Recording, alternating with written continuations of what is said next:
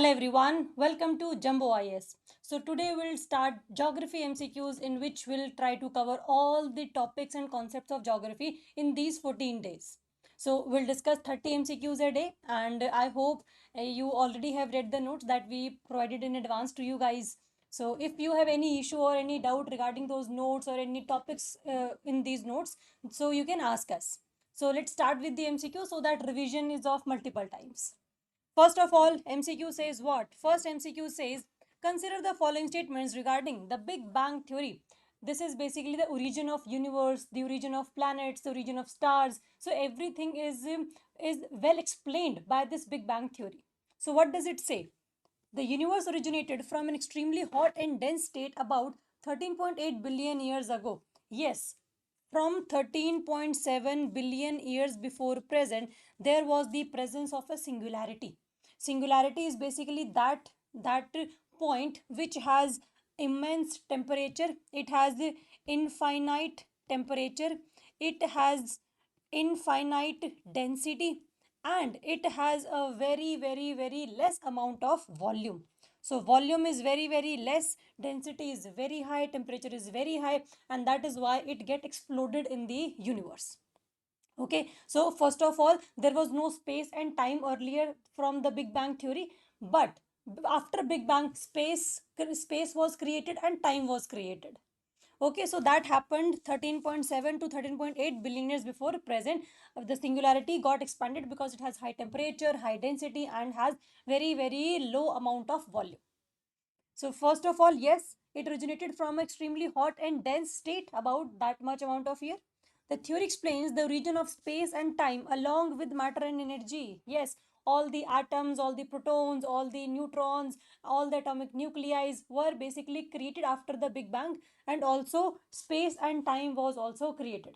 It was not like that this was the space earlier, there was a point in that and it get exploded. No, it was never existed. The space never existed before Big Bang. So yes, statement number 2 is also correct. The universe began expanding after Big Bang and continues to expand today. Then answer is yes. We know that expansion of universe means the distance between two galaxies is increasing. If we create some dots over a balloon, then if we increase the amount of air in that balloon, then galaxies are getting away from each other. With the time, as the air increases, the galaxies are basically going away from each other. So that is how we can say that yes, Big Bang is expanding, that universe is expanding. Okay, so yes, after that universe expanded and continues to expand today as well. The Big Bang describes an explosion of matter into pre-existing empty space. Empty space was not existing before the Big Bang. So the statement becomes wrong that it explosion of matter. Yes, explosion of matter was there, but existing space was not earlier there. Okay, so statement number 4 is incorrect. How many of the above statements are correct? Then answer will be your C, only 3. Okay, so how first, second, and third statements are right and how fourth is incorrect, then this concept is clear to us. Next, we'll discuss, consider the following statements regarding early universe after the Big Bang. Just after 3 minutes, after 4 lakh years, so that's basically the time. Protons and neutrons were formed within the first few seconds after the Big Bang. Yes, basically the atomic nuclei were basically formed under some few seconds or some few minutes. So protons and neutrons were basically forming the atomic nuclei, and that's how they are present there. Atomic nuclei such as hydrogen and helium formed within the first few minutes. This is basically called the first 3 minutes of Big Bang. So hydrogen and helium's atomic nuclei were formed after this 3 minutes, after the Big Bang, after the Big Bang explosion occurred. So yes, atomic nuclei were formed, but not the atoms, because to form an atom, we have to have proton and neutron in the nucleus, and electron is basically present in the shells or around that nucleus. But it was not like so, because the temperature is so high that protons and electrons are not colliding with each other, and are not basically pasting with each other. So atom is not created, only atomic nuclei were present. Okay, Cosmic microwave background radiations originated when atoms first formed. Yes, whenever the atoms formed after some 4 lakh years, 3 lakh 80,000 years, then then the temperature of the whole empty space, the whole space and time decreased, and that's how the electrons are orbiting around that nucleus, and how one hydrogen and helium atom were formed. So it was after 4 lakh years, and after that merger of electrons and protons and creation of an atom, then one type of radiation was basically emitted, and that was called microwave radiation. Okay, microwave radiation has a very less amount of energy and and has high amount of wavelength, and that's how we can say that it was microwave radiation. So yes, it originated when the atoms first formed. So all three statements are correct. How many of the statements are correct? Then answer will be your C, all three. Okay, so it is basically that. And the radiation CMB, cosmic microwave background, is discovered in 1965 by Arno Penzias and Robert Wilson. It provided a strong evidence to Big Bang theory, because when we say that cosmic microwave background is basically that amount of radiation which was emitted when the atoms were formed, means after 4 lakh years. If we compare 4 lakh years and 13.7 billion years, then it is nothing. It is just 0.001% of the time.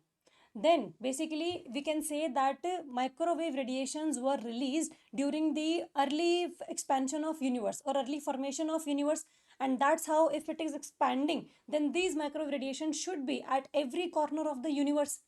Okay, and yes, we found microwave radiation in the every corner of universe, and that's how we can say that microwave radiations were formed when the atoms were formed after 4 lakh years of Big Bang. It is one of the evidence that is supported the Big Bang theory.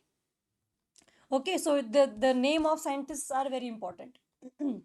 Next is, which of the following are considered major observational evidences supporting the Big Bang theory? Big Bang theory is basically saying that expansion of universe is there. Space and time did not exist before Big Bang, and after Big Bang, first few seconds and first few minutes, the atomic nuclei were formed, and after 4 lakh years, atoms were formed. And after that, we'll see that how stars are formed, how planets are formed. So first of all, redshift observed in distant galaxies. As we say that expansion of universe is there, basically if these are the two galaxies, galaxy 1 and galaxy 2, the light is coming from each galaxy. Okay, so light is coming from this galaxy, light is coming from this galaxy. Light basically means the radiation. Okay, so radiation can be radio wave, microwave, infrared, visible, ultraviolet, X-ray, gamma rays. So everything can be there. We are talking about radiation, not about just the visible light. Okay, whenever these galaxies are going away from each other, means their distance is increasing, and only that radiation will reach to this galaxy from this galaxy which has higher amount of wavelength. Okay, so it is basically, if in distance is increasing, then only that radiation which has higher wavelength will ultimately reach to this galaxy. And if we talk about visible light, we have VIBGYOR, we have VIBGYOR. Okay, VIBGYOR is basically that visible light component. Red has the maximum wavelength. It has the maximum wavelength, and violet has the least wavelength but a high amount of energy. Okay, so whenever we talk about that distance between two galaxies is increasing, then the radiation coming from one galaxy to another is getting red shifted. Basically, only that radiation which has high amount of wavelength will ultimately reach to that particular galaxy. So the phenomena is called redshift. If the distance between two galaxies is decreasing, then we say that it is a blue shift phenomenon, because all the wavelength, all the radiations will reach to this galaxy, because the distance is not that too high. Okay, so yes, redshift observed in distant galaxies is basically observed, and it is showing that yes, distance between two galaxies is increasing and expansion of universe is there. Second is cosmic microwave background radiation. Yes, Big Bang said that after 4 lakh years, microwave radiations were originated, and that's how they are formed in every corner of the universe. That's one of the evidence. The discover the discovery of exoplanets. Exoplanets are those planets which are not revolving around the sun. They are revolving around any other star. So exoplanets discovery is not related with the Big Bang theory. So this statement becomes wrong. Abundance of light elements such as hydrogen and helium. Yes, basically hydrogen and helium are the light elements, and they don't require too much amount of proton, too much amount of electron. So proton electron formed, the ultimately atoms were formed. And yes, we say that in every corner of the universe, as microwave radiations is found, then this hydrogen and helium is also found. 99% of the universe is still existing in the form of hydrogen. Okay, so yes, this statement is also right. So consider select the correct answer using the code below. Okay, so answer is your 1, 2 and 4 only. So this redshift of galaxies is done by Edwin Hubble, which discovered that distant galaxies show a shift towards the red end of the spectrum, means the wavelength is increasing because the distance between two galaxies is increasing, and only that light which have higher amount of wavelength will reach to a particular galaxy. Okay, okay. Next, we'll say that with reference to formation of stars and galaxies after the Big Bang, consider the following statements. How the stars were formed. Basically, we say that when hydrogen is basically the first atom which formed. So the concentration of hydrogen atom was not uniform in the whole universe. Somewhere more amount of hydrogen atoms were there, somewhere very less amount of hydrogen atoms were there. So the areas where hydrogen atoms were very much present, so the density is more, and when density is more, they are colliding with each other. If they are colliding with each other, then temperature is increasing, and if temperature is increasing, then temperature may increase up to 10 to the power 7 degree Celsius, and this is the temperature which is required for the chemical fusion reaction, the nuclear fusion reaction of hydrogen, which ultimately forms helium. Okay, so this hydrogen and helium is basically these two atoms which were present there, and as the sun, as we take the example of sun, all the hydrogen atoms are fusing with each other and originating new atom which is helium. Okay, so it is why because hydrogen atoms were not properly concentrated in every area of the universe. Somewhere they were denser, somewhere they were rarer. So yes, the first stars formed from collapsing clouds of hydrogen. Yes, the atoms of hydrogen, the clouds were collapsed because their collision was there, temperature was there, and temperature may increase up to that much amount that it can start the nuclear fusion reaction. Okay, so heavy elements such as carbon and hydrogen, oxygen were produced inside stars. Yes, they can produce inside stars. This is called first order nuclear chain reaction, which is conversion of hydrogen and helium. If helium is converting into carbon, carbon is converting into your oxygen, then these are called second order or third order nuclear chain reaction. So they can formed inside those stars. So galaxies existed before the formation of atoms. How galaxies were formed? Galaxies has different stars. We know that how stars are formed, and whenever the stars are formed, the rest of all the gases, hydrogen, helium, and multiple other dust particles, they are colliding with each other, and they are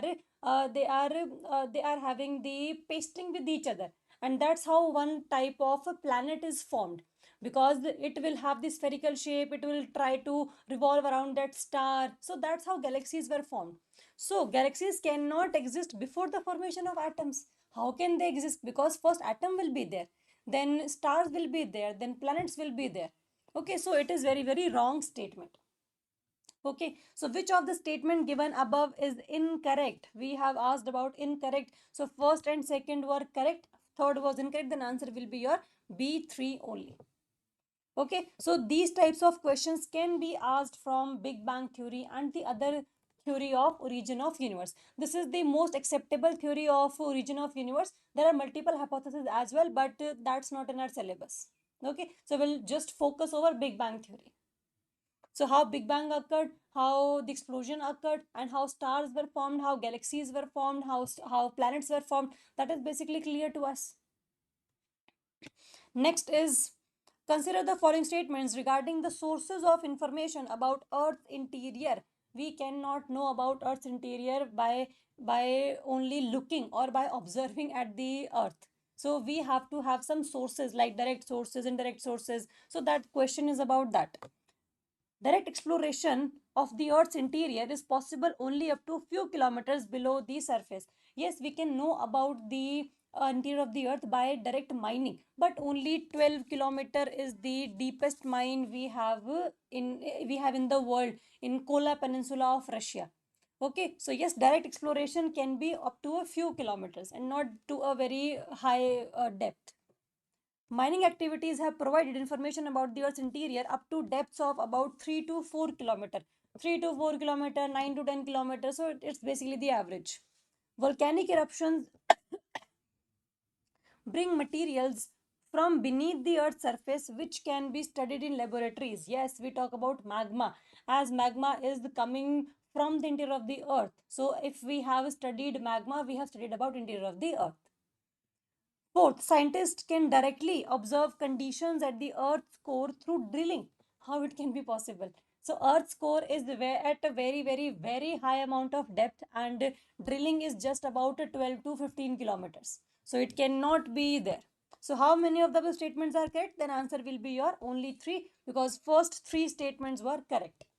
Okay, so we know that direct sources are not the actual sources which can know us about that what is inside the earth, what is interior of the earth, how the magma is formed, how plates are forming. So everything is not explained by these direct sources. So these two direct sources are there. First of all, mining, and second of all is volcanic eruptions, which let us study the eruption and which let us study the magma or interior of the earth, but only up to a few kilometers. Next is consider